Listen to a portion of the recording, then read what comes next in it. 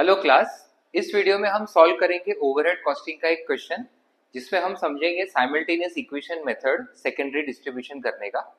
इसके पिछले वीडियो में हमने जो क्वेश्चन रिपीटेड डिस्ट्रीब्यूशन मेथड से किया था, आज वही क्वेश्चन हम साइमल्टेनियस इक्वेशन मेथड से करने जा रहे हैं। तो चलिए शुरू करते हैं ओवरहेड कॉस्टिंग का क्वेश्चन।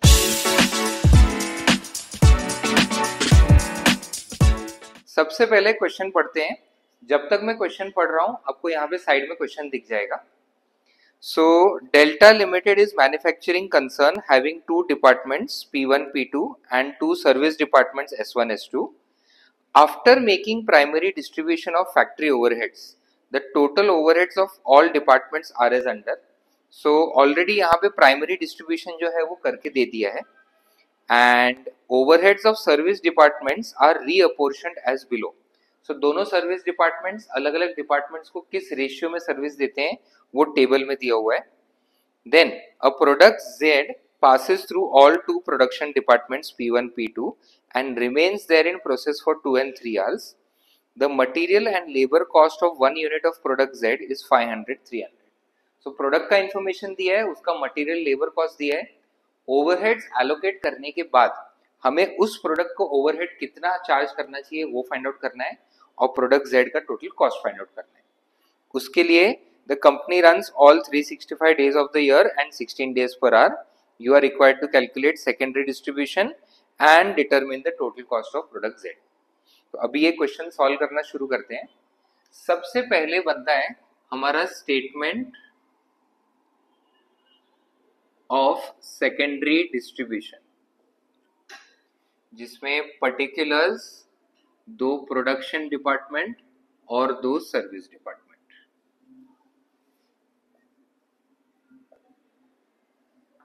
तो प्रोडक्शन डिपार्टमेंट्स का नाम है P1 P2, सर्विस डिपार्टमेंट्स का नाम है S1 एंड S2। सबसे पहले यहाँ पे रिकॉर्ड करेंगे एक्सपेंसेस एज पर प्राइमरी डिस्ट्रीब्यूशन। तो ये प्राइमरी डिस्ट्रीब्यूशन क्वेश्चन में ही करके दिया हुआ है और उसके एक्सपेंसेस है 4,02,000, 2,93,000, देन 3,52 और 33। अब प्रीवियस वीडियो में जब हमने ये क्वेश्चन रिपीटेड डिस्ट्रीब्यूशन मेथड से किया था तो दोनों सर्विस डिपार्टमेंट के एक्सपेंसेस हम लोग बार बार लेके उसको अलग अलग डिपार्टमेंट्स में एलोकेट कर रहे थे जब तक वो अमाउंट एक मैनेजेबल विद इन 10 रुपीज नहीं आ जाता, सो दैट हम दोनों में राउंड ऑफ करके डिस्ट्रीब्यूट कर दें। अब रिपीटेड डिस्ट्रीब्यूशन मेथड वैसे तो है सिंपल, बट वो काफी लेंदी हो जाता है बिकॉज बार बार आपको दोनों सर्विस डिपार्टमेंट के एक्सपेंसेस एलोकेट करने पड़ते हैं। उसके लिए शॉर्टकट मेथड है simultaneous equation method. Simultaneous equation method में हम लोग अज्यूम करते हैं let total expense of department S1 be X rupees and S2 के एक्सपेंसेस को हम अज्यूम करेंगे Y। अब S1 के टोटल एक्सपेंसेस कितने होंगे? तो ऑलरेडी सर्विस डिपार्टमेंट 1 के एक्सपेंस 3,52,000 है, प्लस सर्विस डिपार्टमेंट 2 अपने 10% कॉस्ट S1 को एलोकेट करेगा। तो सर्विस डिपार्टमेंट 2 का कॉस्ट Y है, तो 10% of Y। So service department 1 का total expense X will be, जो एक्सपेंस ऑलरेडी पता है 3,52 प्लस 10% ऑफ Y। वैसे ही Y की वैल्यू, तो S2 के एक्सपेंसेस पहले से 33,000 है, प्लस इसको एलोकेट हो रहा है 10% ऑफ X। अब ये साइमल्टेनियस इक्वेशन हम सॉल्व करेंगे। X की ये वैल्यू पूरी उठा के हम लोग यहाँ पे सब्स्टिट्यूट कर सकते हैं।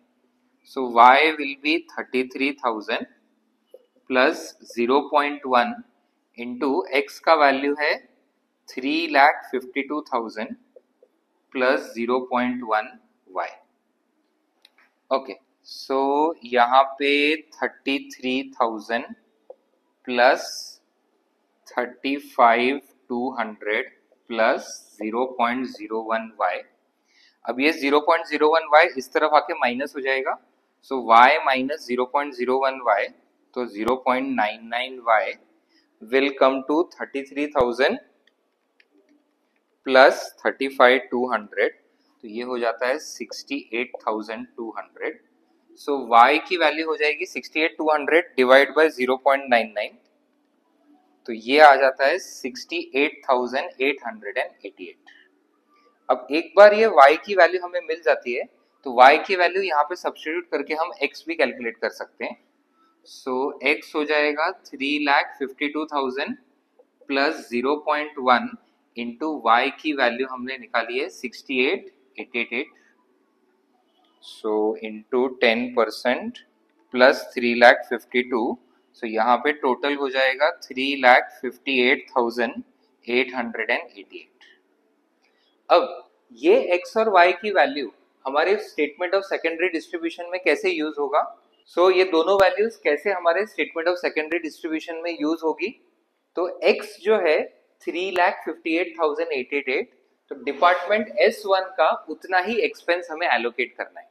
सो भले ही S1 का एक्चुअल एक्सपेंस 3,52,000 है, बट एलोकेट करते टाइम तो expenses of S1 allocated, so 3,58,888 allocate होगा, जो यहाँ पे माइनस हो जाएगा, एंड उसका रेशियो 3,58,888 इंटू 40% सर्विस जा रहा है P1 को, तो ये हो जाता है 1,43,555।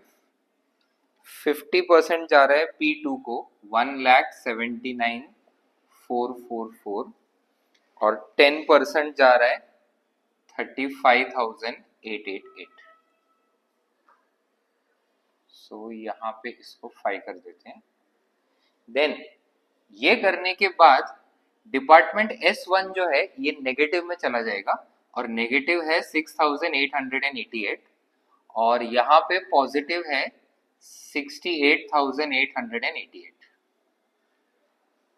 अब S2 के एक्सपेंस एलोकेट करने हैं, तो expenses of S2 allocated, so S2 में ये अमाउंट जो आया है 68,888, ये और टोटल सेम आएगा।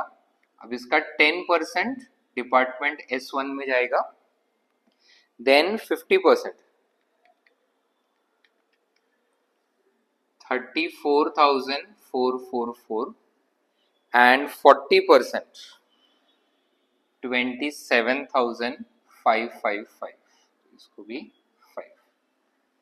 अब दो ही स्टेप में दोनों डिपार्टमेंट्स S1 एंड S2 का वैल्यू नील हो गया, सारे एक्सपेंसेस एलोकेट हो गए, एंड हमें P1 एंड P2 के एक्सपेंसेस मिल गए, जो है 4,02,000 प्लस 143 प्लस 34, तो 5,80,000, एंड यहाँ पे आ जाएगा 5,00,000।